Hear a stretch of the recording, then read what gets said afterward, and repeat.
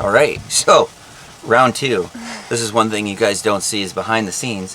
We already shot this whole video, and our microphone was unplugged, and I went to edit, and the audio was terrible, so we couldn't do that to you guys.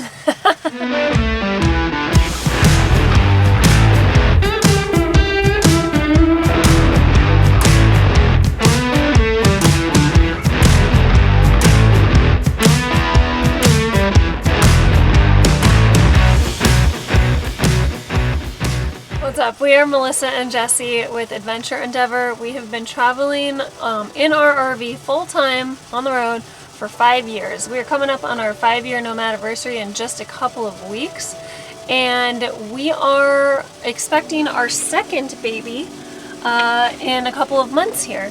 And in relation to that, a very common question that we've been getting lately is, are we done traveling because we're having a second baby? Are we going to settle down? Are we going to move back into regular house? And the short answer is no. This video is going to be explaining all of the reasons why we are not going to do that and why we decided that we are going to continue traveling for as long as everyone in the family is still enjoying it. First of all, we're still in our office truck camper.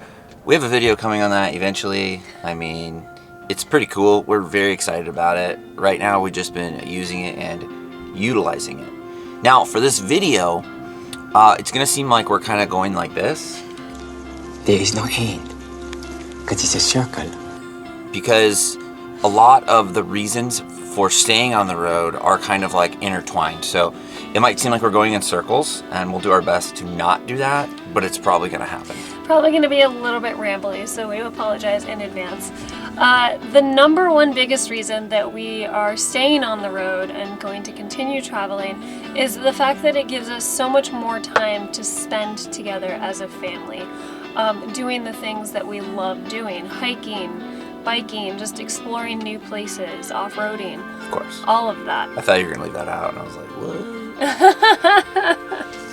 And if we were to quote-unquote settle back down, live in a sticks and bricks, we don't think that we would be able to spend as much time together, because most likely I would still continue working a full-time job remotely, which I've been doing. Jesse would more likely have to get like a regular type job like outside of the house. So we would also have like the mortgage payment, the maintenance, the extra added expense of all those bills that come with living in a regular house. And so we'd both be working more. Potentially putting Lincoln into daycare, which there's no way I could do that, regardless of the cost. I just love that guy too much.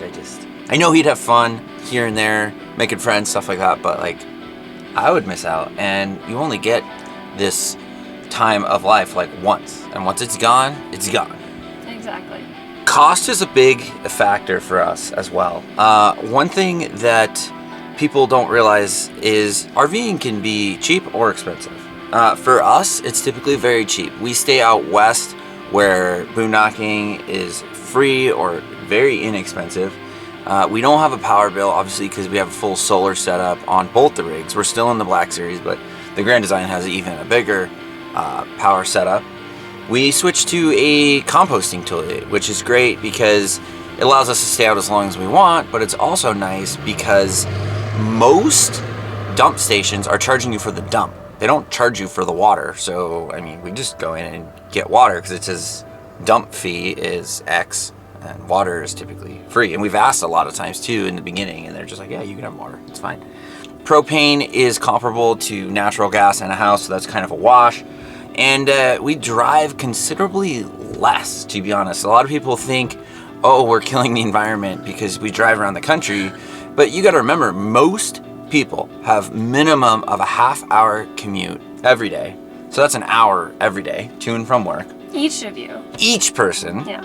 And then you do that 5 days a week, you're driving way more time than us, because we typically stay at a spot anywhere from, 7 to 14 days. And yeah, we run little errands, we go do adventures, stuff like that, but we're not driving nowhere near that much. So the cost of RVing for us and our travel style, it is way, way cheaper than having a mortgage and multiple bills. Oh, trash service as well.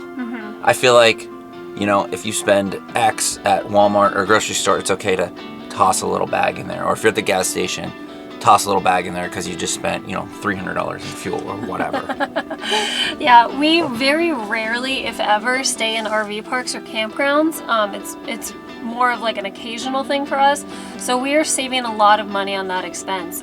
Your situation might be different if you're primarily staying at RV parks or campgrounds, but for us, since we mostly boondock, like Jesse mentioned, that's a huge cost savings to us. So a lot of you may not know, some of you may, we do own a home in Southern California that we rent out. So we purchased that ourselves before we hit the road. We lived in it for 5 years, Mm-hmm. and then we decided to hit the road, and now we've been on the road for 5 years.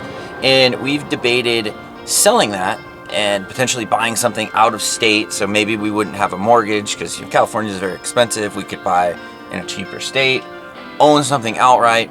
But right now that just doesn't really make sense for us, like with what we're renting it out and all that financial details doesn't really make sense.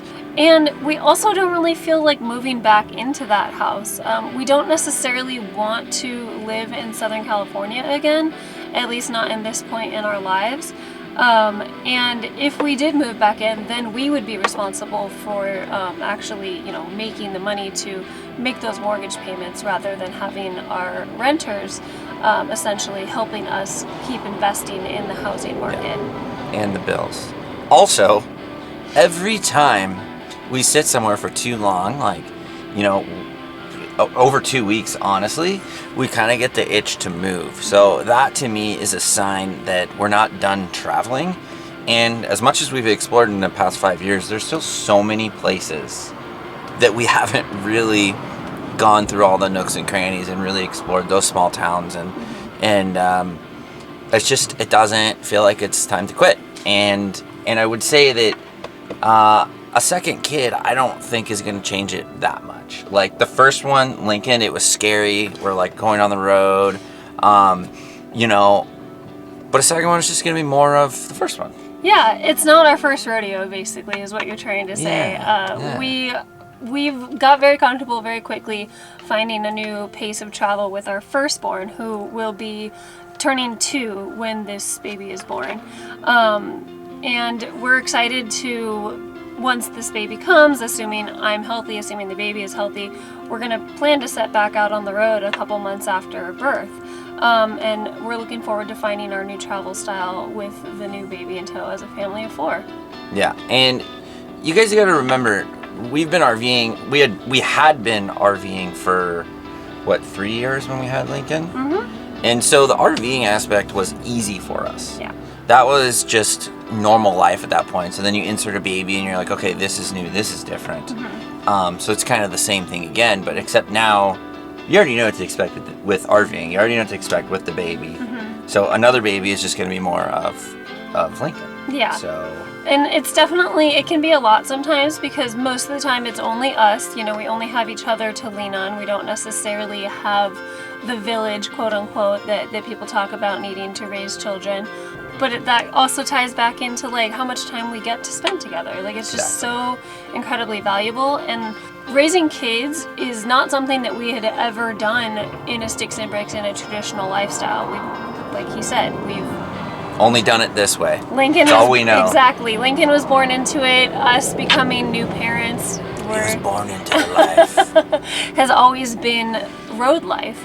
And just in comparison to like stories that I hear about my friends that do live in a traditional sticks and bricks with young kids, it sounds like it would be much harder and we would not get to spend as much time with our kids. Mentally and physically. Yeah. Like you have a bigger house, you're chasing a kid around even more.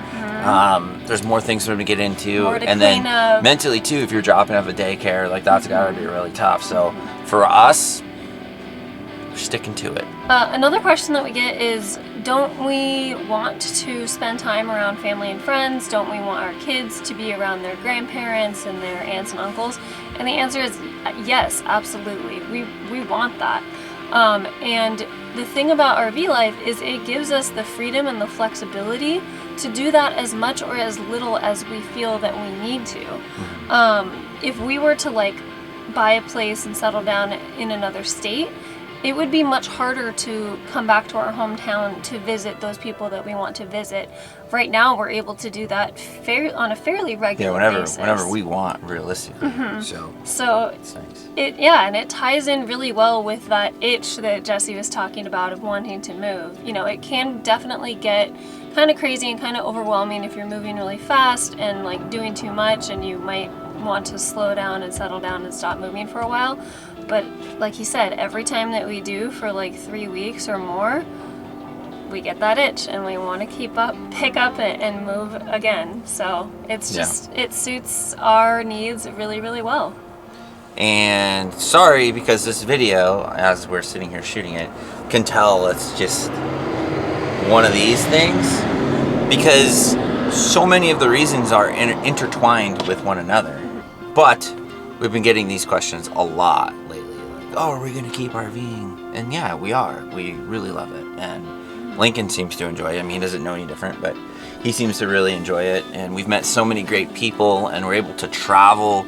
And then we're still able to do those bigger trips too, where we get out of the RV, like the cruise we just did, and we've flown to New England multiple times and stuff like that. So yeah, and then the last point that I want to touch on for why we are continuing to travel is the RV that we currently own, a Grand Design Imagine 2910 BH. We bought it 2 years ago with the idea in mind of having 2 kids, of bringing 2 kids into the family.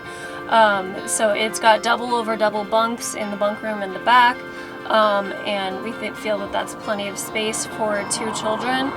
We've also doubled down on buying this truck camper as a workspace for me, and then we'll also be planning to take it out on weekend trips to more remote places. More to come on all of that, I promise. But yeah, if you have any questions or like thoughts, or we want to know your opinions as well, like please share those down below. Everyone's experience is different, and we just wanted to share ours with you and our perspectives on this whole traveling with little kids lifestyle.